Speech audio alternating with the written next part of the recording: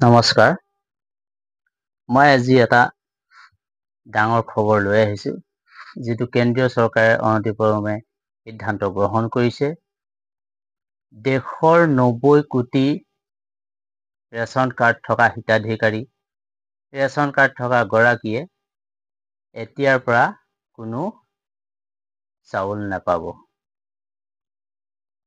যিহেতু কেন্দ্ৰীয় চৰকাৰৰ এইটো এটা ডাঙৰ বৃহৎ ঘোষণা, এতিয়াৰ পৰা আৰু কোনো ৰেচন কাৰ্ড থকা হিতাধিকাৰীয়ে ফ্ৰী চাউল নাপাব। ইয়াৰ বিপৰীতে 9বিধ সামগ্ৰী চৰকাৰে যোগান ধৰিছে। পুষ্টিকৰ খাদ্যৰ তালিকাত চৰকাৰে 9বিধ সামগ্ৰী তালিকাভুক্ত কৰিছে। ইয়াৰে ভিতৰত হৈছে 1 নম্বৰত আছে নিমখ, ঘেঁহু, দাইল, চেনি, চয়াবিন, মিঠাতেল, এনেকৈ 9বিধ সামগ্ৰী যোগান ধৰিব। কিন্তু কেতিয়াও কোনো দিনে আৰু ফ্ৰী চাউল হিতাধিকাৰীয়ে নেপাব। এতিয়া মই আপোনালোকক এই বাতৰিটো শুনাব খুজিছোঁ। আপোনালোকে শুনকচোন বাৰু, চৰকাৰে কি ঘোষণা কৰিছে। কোনো দিনেই নেপাব।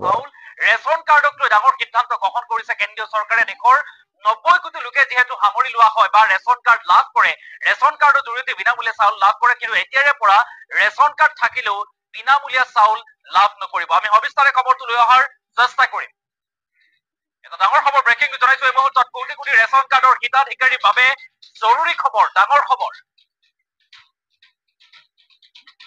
আৰু এতিয়াৰে পৰা ৰেচন কাৰ্ডত লাভ নকৰিব বিনামূলীয়া চাউল। ৰেচন কাৰ্ড থাকিলেও নাপাব বিনামূলীয়া চাউল। কেন্দ্ৰীয় চৰকাৰে ৰেচন কাৰ্ডক লৈ লৈছে বৃহৎ সিদ্ধান্ত। ৰেচন কাৰ্ডক লৈ ডাঙৰ সিদ্ধান্ত গ্ৰহণ কৰিছে কেন্দ্ৰীয় চৰকাৰে। এটা ডাঙৰ খবৰ জনাইছো এই মুহূৰ্তত।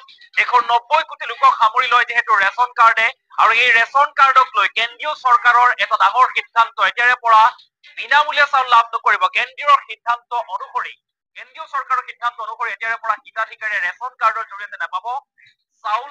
চাউলৰ পৰিৱৰ্তে 9বিধ সামগ্ৰী বিনামূলীয়াকৈ দিয়াৰ সিদ্ধান্ত গ্ৰহণ কৰিছে। এতিয়াৰ পৰা কোনো হিতাধিকাৰীয়ে বিনামূলীয়া চাউল লাভ নকৰিব। ইয়াৰ বিনিময়ত পাব 9বিধ পুষ্টিকৰ খাদ্য।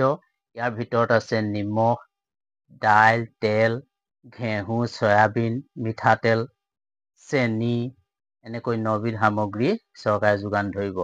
আৰু কেতিয়াও বিনামূলীয়া চাউল চৰকাৰে যোগান নধৰে। এইখিনিয়ে কেন্দ্ৰীয় চৰকাৰৰ এটা বৃহৎ ঘোষণা। এই ঘোষণাৰ ফলত আমাৰ জনসাধাৰণৰ বহুখিনি মানুহ প্ৰায়ে মাধমাৰ খোৱা লেখীয়া হ'ব। নমস্কাৰ।